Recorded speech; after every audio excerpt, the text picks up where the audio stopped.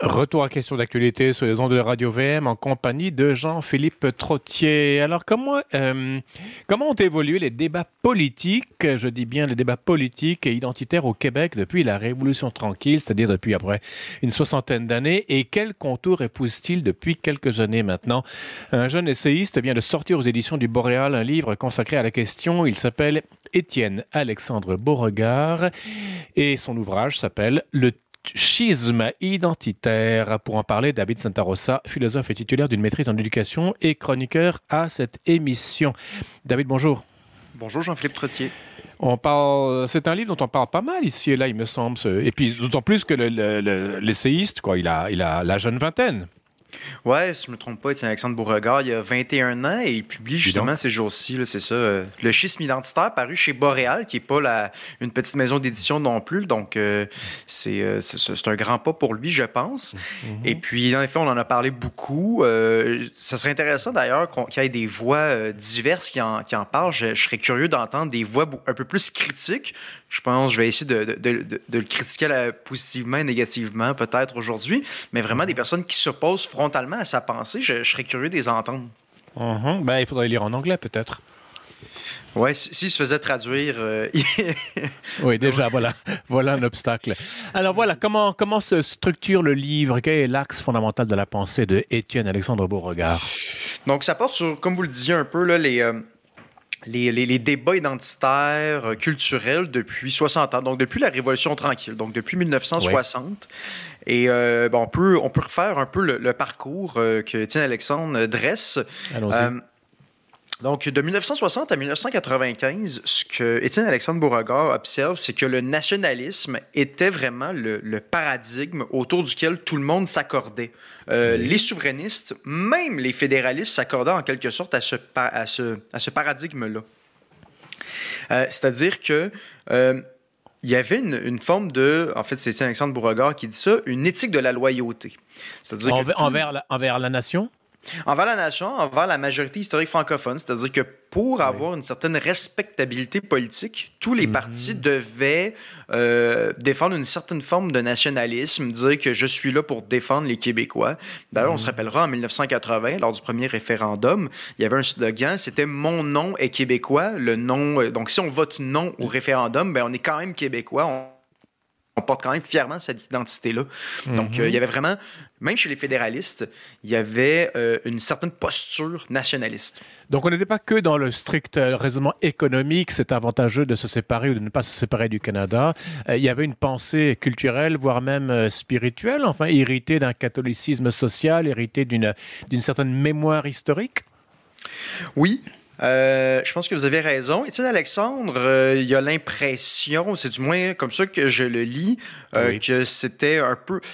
C'était pas à 100% sincère quand les libéraux fédéraux ou au Québec, au provincial, avaient ces postures-là nationalistes. Il y a plutôt l'impression que, étant donné que c'était l'éthique de la loyauté qui primait, qui était le paradigme en place, les fédéralistes étaient obligés de donner certains gages pour exister dans l'espace public, mais il n'y a pas l'impression que c'était très, très authentique. Ah, la pureté, l'authenticité étant chez les vrais nationalistes, c'est ça? Je pense que oui. Du moins... Le débat est déjà situé, donc. Oui, exactement. Alors, mais quand même, on a l'impression que l'agenda, le programme idéologique, et je le dis au sens le plus noble du terme, était vraiment contrôlé par le Parti québécois. C'était le Parti québécois qui, lui, avait des idées. D'ailleurs, le premier gouvernement québécois, c'était le Dream Team. C'était le premier gouvernement de l'histoire de tout le Canada, d'ailleurs, à avoir autant de diplômés ou de doctorats au cabinet des ministres. Oui, ça a été un gouvernement assez exceptionnel, hein, des grandes figures, donc évidemment René Lévesque, Jacques Parizeau, Camille Lorrain, donc des grandes figures qui ont marqué le Québec. Il n'y a pas à dire. Et oui, le Parti québécois a vraiment, pendant plusieurs décennies, indiqué en quelque sorte qui trahissait les Québécois ou qui... était en quelque sorte loyal. Donc, c'était grosso modo ça le paradigme. Et arrive finalement, évidemment, on passe vite, hein, mais on arrive en 95. En 95, défaite crève-cœur pour les souverainistes. Oui. Et puis, il y a la fameuse Au citation référendum, oui. Au référendum, exactement. La fameuse citation de Parizeau qui mettait la faute, si on veut, sur la défaite des souverainistes sur, je cite, l'argent et des votes ethniques. Et là, cette éthique de la loyauté-là s'est effondrée en quelque sorte. Devant l'hystérie moi j'avais des amis qui m'ont téléphoné en hurlant, en criant, pas moyen de les raisonner. On était tombés, c'était pire qu'Auschwitz, le Québec. C'était épouvantable, alors que c'était une phrase maladroite, mais qui n'était pas dénuée de fondement non plus. Non, vous avez raison, c'était pas dénué de fondement. On l'a vu chez certaines communautés, donc des votes quasi soviétiques là, depuis 90-95%. La tricherie du fédéral aussi. Aussi, tout à fait. Donc, évidemment, c'était maladroit. Il n'y a pas à dire, mais ça, je veux dire, il n'y a personne qui défend, qui dit que c'était pas maladroit, donc que ça aurait dû être présenté autrement. En même temps, on peut comprendre l'homme après autant d'efforts qu'il y ait un certain goût d'amertume à ce moment-là. Alors, quel est le paradigme dès le 1er novembre 1995, le lendemain du référendum perdu ou gagné selon le point de vue? Le paradigme, donc l'éthique de la loyauté envers le Québec, que l'on soit de péquiste ou libéral, change. On passe vers quoi? On passe à quoi? Oui, donc toujours selon Beauregard, puis je m'accorde pas mal avec ce qu'il dit. Donc, on passe vraiment d'un paradigme de la loyauté à un paradigme de l'ouverture à l'autre. Donc, on veut vraiment montrer que, justement, la phrase de Parizeau, c'est un accident de parcours en quelque sorte. Puis là, il ne faut pas montrer que c'est ça le fond de notre pensée. Et là, donc, ce ne sera plus les Anglais contre les Français, l'espèce de matrice de réflexion. Ça va être la majorité francophone contre les minorités. Donc, ça va vraiment être cette dynamique-là qu'on va observer. Vraiment, on va mettre de côté l'idée qu'il y a un sujet politique unitaire. Là. Il y a vraiment quelque chose qui irait comme les Québécois. Ben non, maintenant, il y a une forme d'agrégat de communauté. Et oui, il y a une majorité historique francophone, mais c'est juste qu'ils sont plus nombreux que les autres communautés, mais ils n'ont pas de... Et ça sera une très grosse minorité dans la mosaïque multiculturelle canadienne, j'imagine, non? Oui, exactement, mais ils n'ont pas de primauté, en quelque sorte, sur d'autres groupes culturels. Les cours d'éthique et de culture religieuse, ça s'inscrit là-dedans aussi ou pas, David Santa-Rosa?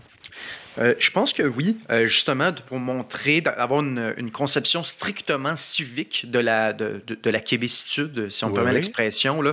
Donc, ça s'inscrit là-dedans, l'ouverture à l'autre, la reconnaissance. Et évidemment, c'est tous des beaux principes. Je pense pas que le nationalisme s'oppose à ça, mais c'est ce qu'on a tenté de faire. C'est-à-dire qu'on a tenté de montrer que l'ouverture à l'autre s'opposait frontalement au nationalisme et il fallait ainsi constamment davantage montrer qu'on est ouvert. Et ça a été vraiment ça, j'ai l'impression, le paradigme de 1995 à 2006.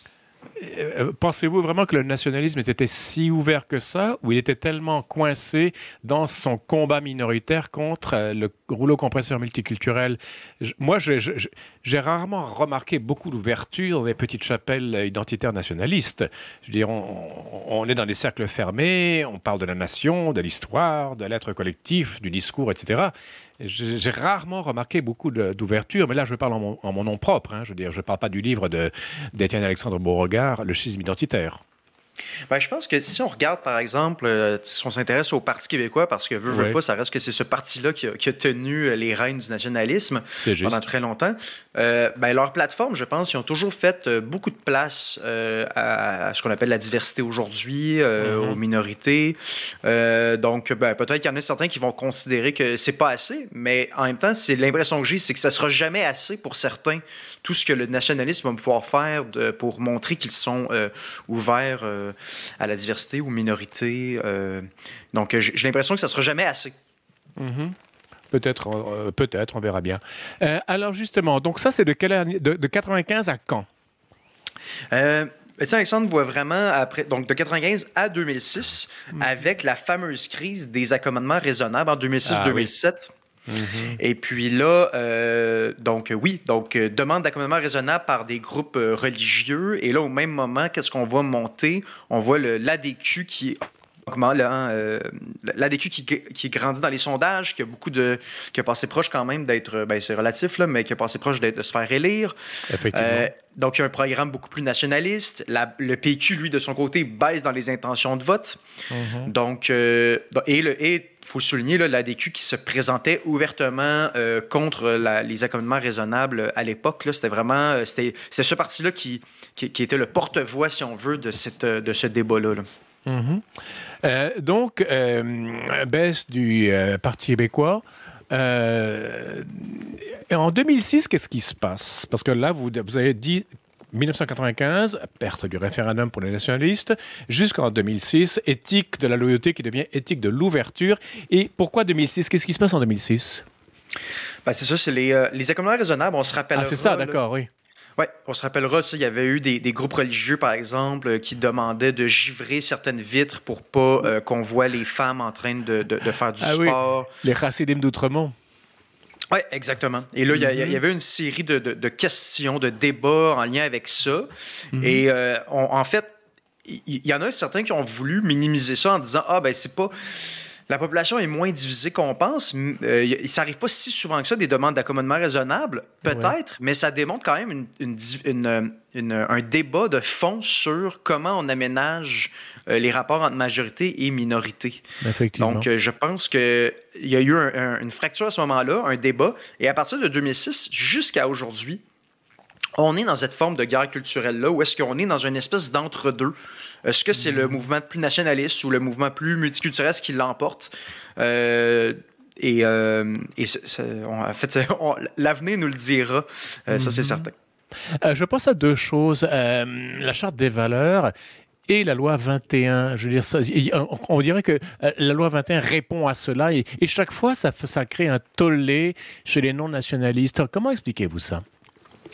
Je pense que vous avez entièrement raison. C'est vraiment une tentative, je pense, des forces nationalistes de gagner justement cette guerre culturelle. Ouais.